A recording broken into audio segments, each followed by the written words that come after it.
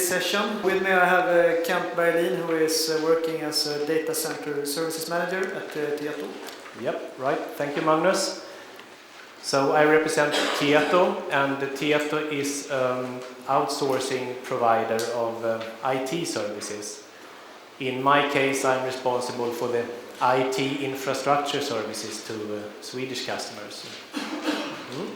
Okay, likewise, let me introduce Magnus Angemund at ENACO, our partner in this joint venture. Yeah, thank you. Just a few words about ENACO for those who doesn't know us. We are a Nordic company who design, build and construct and also maintain data centers. Thank you. Okay, right. So apart from great cooperation, we have created concrete results together, and this is mainly what we will address here. So it started for about 18 months ago when Kent and Tieto called us at ENACO and told them about the plans to build a new data center.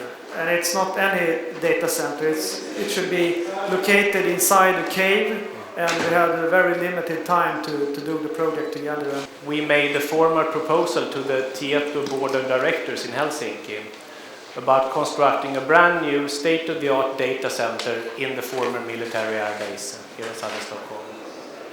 This data center should be covered in this cave. Everything should be covered in this cave. So we were not able to have anything outside it. So of course we couldn't just take solutions that we have made in other data centers and put in here and everything should fit. We had to think new and create new solutions together. And if I was to choose one characteristic about the other, I would highlight the fact that we have already from the beginning optimized the center for large-scale operations of IT equipment, the so-called high-density equipment. Regarding the security, of course there are cameras and guards and all that, but to highlight certain values, it would be that differs this object from others would be the massive physical protection, of course. The walls and the roof, everything is 15 to 20 meters, rock solid, ancient Scandinavian rock shield. One really valuable fact for customers is that all the supply systems are inside the protection of these rock walls. The center is EMP prepared. We can make it EMP protected with very small adjustments.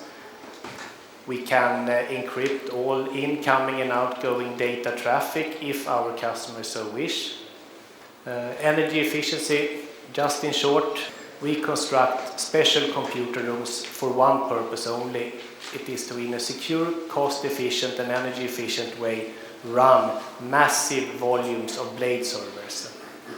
The most valuable thing and the not so common thing to do is the heat recycling that we do from this data center as well. And this is something we're really proud of because it takes cooperation with yet another part, in this case a district heating company within the area, which will accept the heat, the energy in the form of hot water that we bring to them, and they use it for tap water and the warming of villas in the area.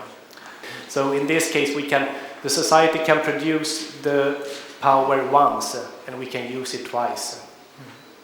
The major design things is really the physical separation of the IT infrastructure to do things bottoms up. Same thing goes for all the cablings and from the cooling solutions, from the power solutions, from those feedings, as well as with the data communication. Everything separated physically, A plus B. We have done every cable, every pipe ourselves. Nothing crosses each other anywhere. It's not even close. And on top of that, it's in different fire protection zones. That it's also A plus B. So I would say it's redundancy by design. We couldn't leave you without go through this one, or? Yeah. We had this discussion this morning. I don't know how many of you who visited that session. It's very, I would say, it's not that clear how this works, but of course we have to calculate a figure, and we are able to do that because we're measuring everything, so we know, and we also are able to calculate. So When we're using 1/3 of this data center to 100%, and we're using the free cooling, then we will have a PUE volume for 1.25. And if you go down for the NPUE with the recycling of the cooling, then of course you will go below 1.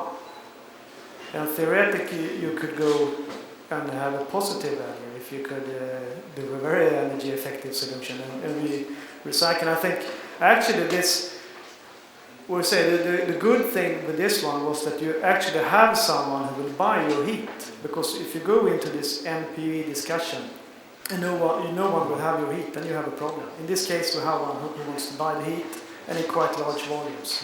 So therefore it will be really good figures even if you look into the PUE or into the NPUE.